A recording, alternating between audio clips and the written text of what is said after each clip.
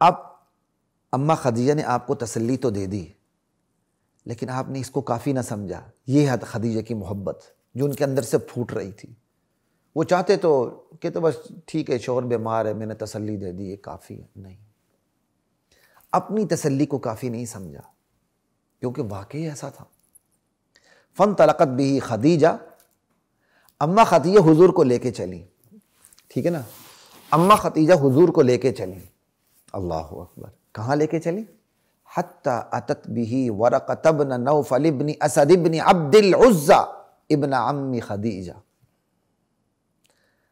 اماں خدیجہ آپ کو ورقہ بن نوفل بن اسد بن عبد العزى کے پاس لے گئیں، جو اماں خدیجہ کی چچا کے بیٹے تھے، آپ کے چچا زاد بھائی تھے۔ وَكَانَ امْرَأً تَنَصَّرَ فِي الْجَاهِلِيَّةِ، ورقہ بن نوفل ایسے شخص تھے جو دور جاہلیت میں حق کو قبول کرتے ہوئے نصرانی ہو گئے تھے، کیونکہ حضور سے پہلے عیسیٰ علیہ السلام کا دین تھا، تو نصرانی ہو گئے تھے، مسیحی ہو گئے تھے، عیسائی ہو گئے تھے۔ لا الہ الا اللہ۔ خیر، اس سے پہلے ایک بات میری رہ گئی، وہ میں دوبارہ تھوڑا سا عرض کر دوں معذرت کے ساتھ۔ وہ یہ ہے کہ جو نبی علیہ السلام کی صفات جو ذکر کی گئی ہیں، ان پر آپ نظر ڈالیں، صلہ رحمی، محتاجوں کی مدد، اخلاق کے حوالے سے بھی مدد، مہمان نوازی، اور مصیبت پر حق کی وجہ سے کسی پر مصیبتیں آئیں تو ان کی مدد کرنا، یہ فرد کی وہ صفات ہیں جس سے کوئی زندہ معاشرہ تشکیل پاتا ہے۔ یہی کسی زندہ معاشرے کی اصل خوبیاں ہوتی ہیں۔ فرد سے قطرہ قطرہ کلزم، قطرہ قطرہ دریا، قطرہ قطرہ سمندر۔ سب سے پہلے یہ خصوصیات فرد میں آتی ہیں، فرد سے افراد بنتے ہیں، افراد سے معاشرہ تشکیل پاتا ہے۔ کسی بھی زندہ معاشرے کی جو علامتیں ہوتی ہیں وہ یہی ہوتی ہیں کہ اس زندہ معاشرے میں رشتوں کو جوڑا جاتا ہے، محتاجوں کا بوجھ اٹھایا جاتا ہے، غریبوں کی مدد کی جاتی ہے، اخلاق سنوارے جاتے ہیں، مہمانوں کی میزبانی ہوتی ہے، اور حق کی وجہ سے جن پر مصیبتیں آئیں ان کے ساتھ شانہ بشانہ کھڑے ہوا جاتا ہے۔ اس پر اتنی بات کافی ہے۔ یہ کسی بھی زندہ معاشرے کی علامت ہوتی ہے، اور جب معاشرہ مردہ ہونا شروع ہو جاتا ہے تو پھر اس کے اندر سے سب سے پہلے رشتوں کی قدر ختم ہو جاتی ہے۔ پھر رشتہ رشتے کو کاٹتا ہے اپنی بقا کے لیے۔ کیسی بات ہے؟ رشتہ رشتے کو کاٹتا ہے اپنی بقا کے لیے، بھائی بھائی کو کاٹتا ہے اپنی بقا کے لیے، بہن بہن کو کاٹتی ہے اپنی بقا کے لیے۔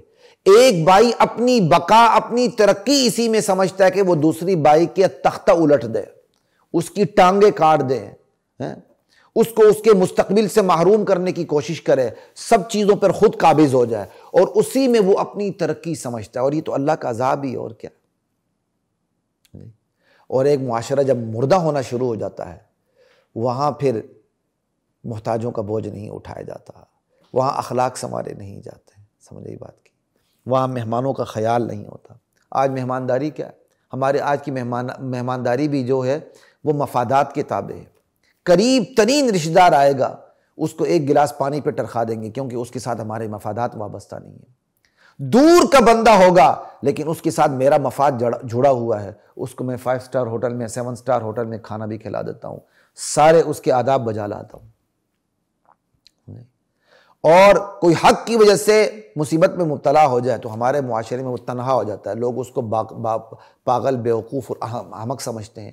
تجھے کس نے کہا تھا تو اس کا ساتھ دے؟ تو کچھ زیادہ ہی عقل مند ہے، تو کچھ زیادہ ہی کیا کہتے ہیں غمخوار آ گئے، چھوڑو، جو مرتا ہے تو مرے، جو جہنم میں جاتا جائے، تمہارا کیا کام ہے، آرام سے پیچھے ہٹ کے بیٹھو۔ یہ مردہ معاشرے کی علامتیں ہیں جو ایک ایک کر کے ہمارے معاشرے کے اندر آ چکی ہیں۔ ہمارے معاشرے میں رشتے بھی کاٹے جاتے ہیں، محتاجوں کی مدد بھی نہیں ہوتی ہے، اخلاق بھی سنوارے نہیں جاتے، اور مہمانوں کی عزت بھی ان کے اپنے مفاد کو دیکھ کر ہوتی ہے۔ حق کی وجہ سے تو ہم کسی کے ساتھ کھڑے ہونے کے لیے تیار ہی نہیں ہیں، کھڑے ہونے کی کوشش بھی کرتے ہیں تو اپنی مرضی مسلط کرنے کی کوشش کرتے ہیں، اور جب اپنی مرضی مسلط نہ ہو سکے تو پیچھے ہٹ جاتے ہیں۔ تو یہ مردہ معاشرے کی علامتیں ہوتی ہیں۔ اللہ تعالیٰ میری اور آپ کی حفاظت فرمائے۔ تو خیر، اماں خدیجہ نبی علیہ السلام کو ورقہ بن نوفل بن اسد کے پاس لے گئی۔ لا الہ الا اللہ۔ اللہ اکبر۔ تو خواتین و حضرات، آپ سے جو بات ہو رہی تھی وہ یہی کہ یہ جو صفات نبی علیہ السلام کی، یہ کامل ترین فرد کی صفات ہیں، اور فرد ہی سے افراد بنتے ہیں، افراد ہی سے معاشرہ تشکیل پاتا ہے، اور جب یہی کامل ترین فرد کی صفات معاشرے کے اندر آ جائیں تو وہ زندہ معاشرہ بنتا ہے، اور یہی صفات کم ہونی شروع ہو جائے تو اس کی زندگی کم ہونی شروع ہو جاتی ہے، بالآخر پھر وہ معاشرہ مردہ معاشرہ بن جاتا ہے، اخلاقی انحطاط کا شکار ہو جاتا ہے، اور پھر من جانب اللہ صفحہ ہستی سے مٹا دیا جاتا ہے۔ اللہ میری اور آپ کی حفاظت فرمائے۔ اب اسی نقطے پر ایک اور بات کی طرف بھی، اسی پوائنٹ پہ جو اللہ کے نبی کی صفات ہیں، اس پہ میں ایک اور نقطے کی طرف بھی اشارہ کرنے لگا ہوں، پھر انشاءاللہ آگے چلتے ہیں۔ وہ یہ ہے کہ سیاست نبوی کی بنیاد کیا تھی؟ اللہ اکبر۔ دیکھیں نبی علیہ السلام کی پوری زندگی کو دیکھ لیں کہ نبوت جب ملی تو آپ کے اندر یہ صفات پہلے سے موجود تھیں، تو ان صفات کی وجہ سے نبوت کی دعوت پھیلانے میں آپ کو آسانی ہوئی، آپ کو بہت آسانی ہوئی، کیونکہ یہ صفات آپ کے اندر پہلے سے موجود تھیں۔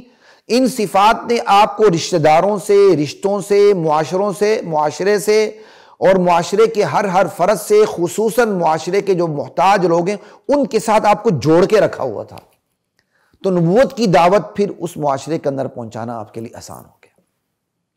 آج علماء کو، انبیاء کے ورثاء کو یہی سبق لینے کی ضرورت ہے۔ ان کا کام صرف یہ نہیں ہے کہ بس پورے معاشرے سے وہ لا تعلق ہو جائیں، جمعہ آئے تو صرف ممبر پہ چڑھ جائیں، یا نماز کا ٹائم ہو جائے تو وہ مصلی کے لیے آگے ہو جائیں، اور اس کے علاوہ ان کا مقتدیوں سے، عوام سے کوئی تعلق نہ ہو۔ نہیں، اگر دعوت کا کام کامیابی سے کرنا ہے علماء سے، تو ان کو نبی علیہ السلام کے طریقے کو اپنانا ہوگا۔ نبی علیہ السلام نے سب سے پہلے رشتوں کو جوڑا ہے۔ اگر آج ہم اسلام کا کام کرنا چاہتے ہیں تو سب سے پہلے رشتوں کو جوڑیں گے۔ بہت سے لوگوں کو حیرانی ہو رہی ہے کہ بھائی اسلام کا کام کرنا ہے، رشتوں کو جوڑا۔ ہاں جی، اسلام کا کام کرنا ہے، اس لیے سب سے پہلے رشتوں کو جوڑنا ہوگا۔ رشتے جڑیں گے تو آپ رشتوں کو اسلام کی بات بتا سکیں گے، ٹھیک ہے نا۔ یہ رشتے ہی تو لڑے تھے بدر میں، غزوہ حنین میں، غزوہ احد میں، خندق میں، پھر ایک رشتہ دوسرے رشتے پر غالب آ گیا تھا۔ رشتوں نے رشتوں کا خیال ہی تو کیا تھا، رشتوں نے رشتوں کے ساتھ ہمدردی ہی تو کی تھی، لڑنے کے لیے وہ آئے تھے۔ خیر وہ اقدامی جہاد الگ چیز ہے، حق کے لیے اٹھنا، جو حق کا انکار کرے گا قصور پھر اسی کا ہی ہوتا ہے، وہ ایک الگ بحث ہے، اس پہ میں نہیں جانا چاہتا۔ یہاں صرف آپ کو یہ بتانا چاہتا ہوں کہ نبی علیہ السلام کا جو طریقہ کار تھا وہ معاشرے سے جڑا ہونا تھا، کہ معاشرے کے خیال رکھنا، معاشروں کو کن کن چیزوں کی ضرورت ہے۔